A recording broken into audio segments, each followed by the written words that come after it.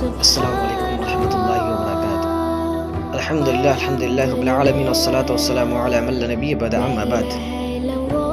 আজ আপনাদেরকে দুজন এমন ব্যক্তির কথা বলবো, তাদের কাছে আপনি চেয়ে হলেও তাদের কাছে দোয়া নেবেন।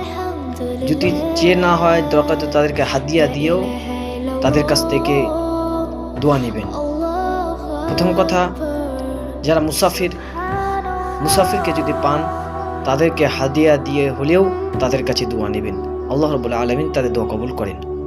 দ্বিতীয়টি হচ্ছে মাজলুম, এমন ব্যক্তি যার উপরে জুলুম করা হয়েছে, তার কাছে যদি পান, আল্লাহ রাব্বুল আলামিনের কাছে তার কাছে দোয়া নেবেন, যাতে করে আপনি জান্নাতে যেতে পারেন এবং সমস্ত দুনিয়ার বালা মুসিবত থেকে বেঁচে থাকতে পারেন, সেরকম দোয়া চেয়ে নেবেন।